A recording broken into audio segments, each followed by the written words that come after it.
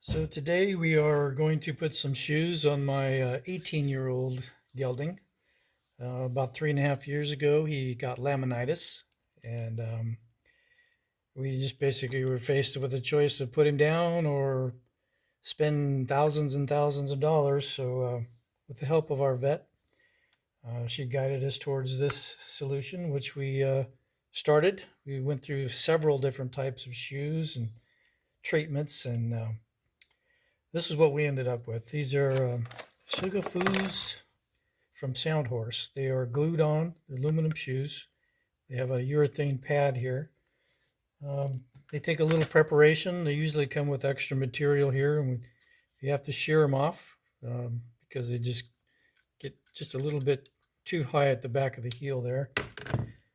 This material is super tough. I mean, these are about the only shears that will cut it. We had to buy these because I tried all kinds of other things to cut it, and it just wouldn't work. So, but this does, and that's what we've been using. So I usually trim these off before we start, and I make sure I have everything handy. This is because these are glue on. We usually protect his forelocks and stuff with vet wrap, and I usually tape the hoof with some electrical tape, make a nice sharp line, and that goes around because you have glue on your hands and you're grabbing and it gets everywhere. So that works for that. Usually have to have a mixing cup, and the tongue depressor works good. Spreading, mixing works good for everything. And this is shrink wrap. It goes around, makes the glue form better to the hoof and makes everything nice and tight. We have a couple different glues we use. Depends on the year, what time of year. This is slow set. Anytime from spring to fall, you have to use this because the fast set, you just don't get enough time to do anything. It starts to set up and you're done. Yeah, this is the fast set. And it doesn't give you much time to work. It works really good in the wintertime when everything's nice and cold. It gives you a little bit more time to wrap everything up. And once we get that done, we're going to put pads into the hoof and sole. And we've found these little handy little cardboard things with has some adhesive on it. So I usually trace the inside of the shoe on here, and then I'll just take a razor blade and cut it.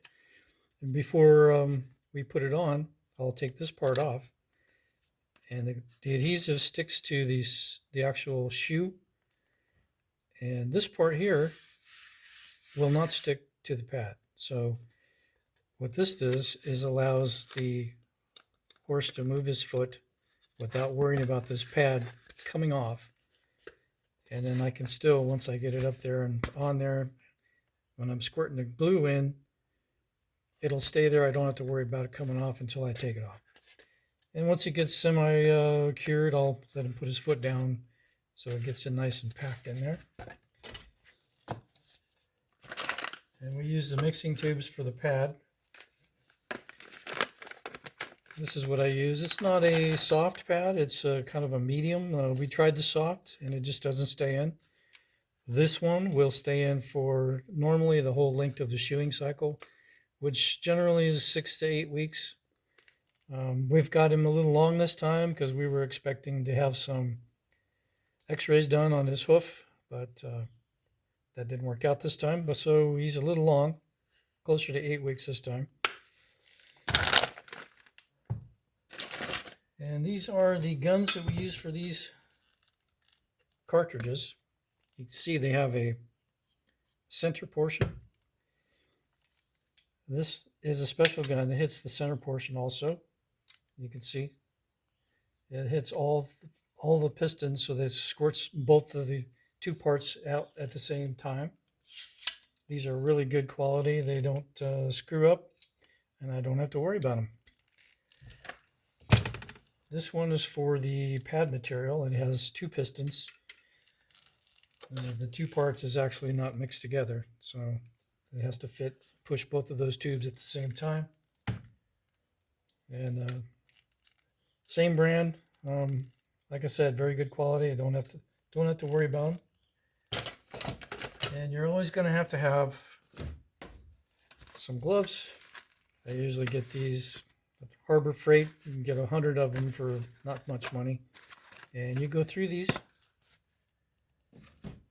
There's a few other things I'll use. I have some sandpaper. This is like 120. I'll use this to make sure the hoof wall is really scuffed up before I do anything about gluing. And this one I'll use usually to clean the sole out.